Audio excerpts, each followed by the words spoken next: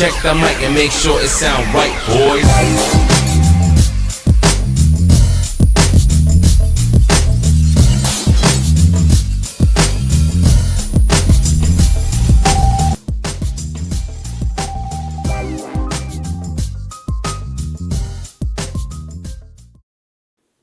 You know, Charlie Kirk, I had quite a few people ask me my opinion on him.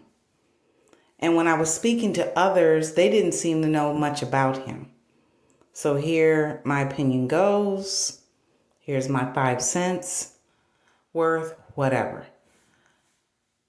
I didn't know Charlie Kirk, period. The only thing I knew about him basically was when he was talked about on clips that I would watch on mainstream media. And they would just further the discussion on him. For those that don't know about him, and as I stated, I've spoken to people that don't know anything about him. He apparently was a political pundit of sorts. Some people would also consider him an activist. I don't know what his activism was, but from the clips I've seen on mainstream media, they were basically saying derogatory things about black people, period, point blank. But here's my take on it all. Number one, I don't focus on people when they are initially passing. I believe that it's very important that when a person is passing, that they get to their destination, wherever that is. And I think by talking about their character, it interrupts that destination. And I want to make sure he gets wherever he's supposed to be going, period, point blank. But he was a political pundit and for some an activist. Again, what it was about in terms of activism, anyone that's listening that wants to share, that's pro Charlie Kirk, are welcome to share. Anyone that doesn't have to. I don't care. But for me, what I found out about him was probably more important than all the hoopla that's going on around him. And that is that he is from the suburbs of Chicago. And let me just tell you something about growing up. I grew up in the North. The state had a major city, well known. But I didn't grow up in the suburbs of that major city. I just grew up in another place, which was predominantly white people. A lot of blacks, but predominantly white. I say that because of this reason. What I've seen over the years of clips on discussions of him on mainstream media and the things he would say about black people did not surprise me. And I'm sure it didn't surprise many black folks. But especially now that I know that he's from the suburbs of Chicago, and here's why. What I found growing up is that the major city of states in the North, could be in the South too, where white people live as upper class or very wealthy, and they live in the suburb of that major city, they can have very negative opinions about black folks, period, point blank. Add to that, Chicago has always been a segregated city, a segregated place to me. I've been to Chicago many times, and if Chicago is no longer segregated, I'd be very surprised. I haven't been there in some years, but I used to go there all the time. So with that said, I'm not surprised he's from the suburbs of Chicago and he has negative opinions. I have had to think about it for years and years. Why is it when I go to the major city and then we drive out of that major city in the state that I'm from, and we go to a gas station, stop at a gas station or a store or whatever, and the white people are very rude to us when they're not even 20 minutes away from this major city we just left. And I finally figured it out. They kind of feel like going into that major city, black people are getting in their way. So whatever Charlie Kirk was talking about, because again, I didn't watch him, I didn't follow him, I have no opinion on him of whether he is alive or not. but I'm not surprised of his opinions either. What I do take issue with is very simple.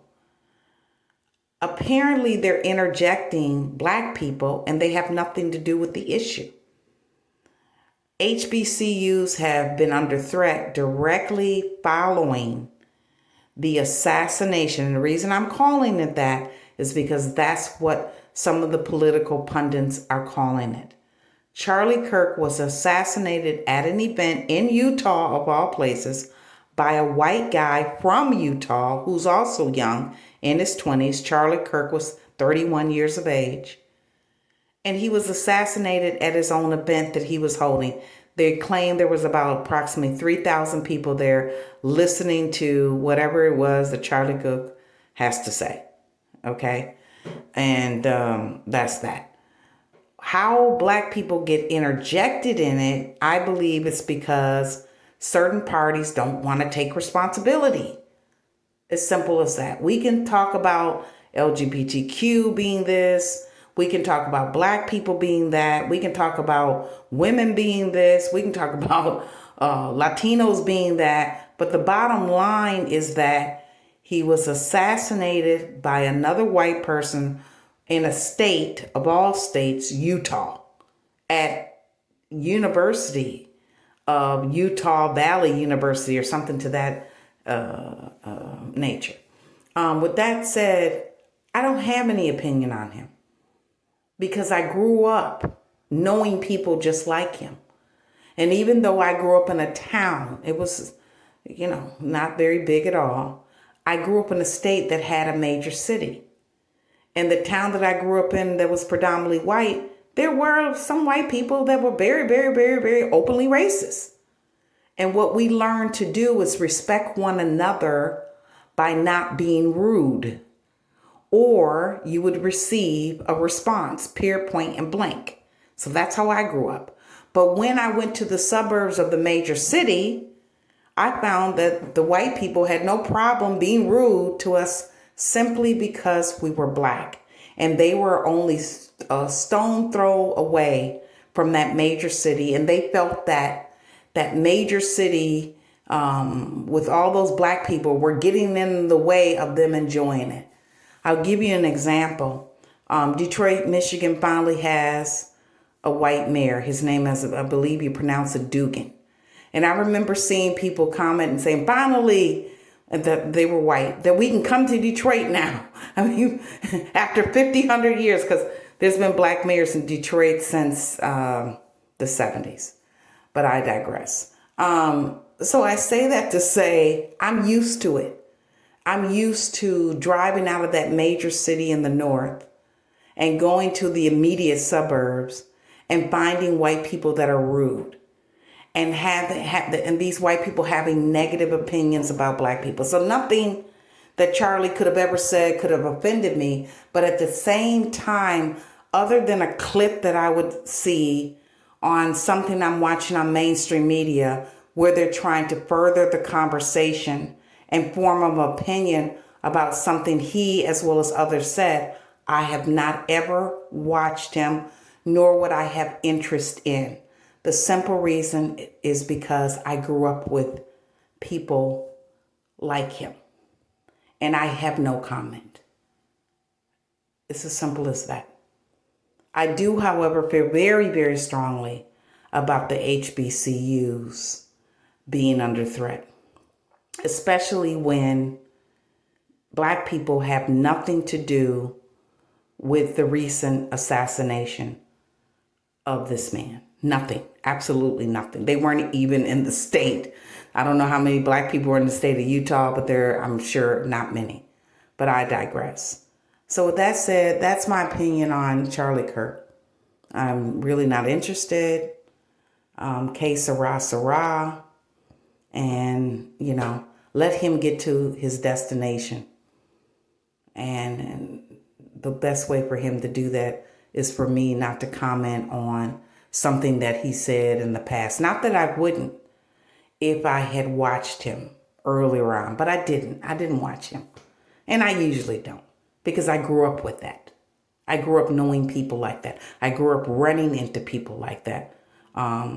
on a fairly regular basis, especially when we would leave the major city.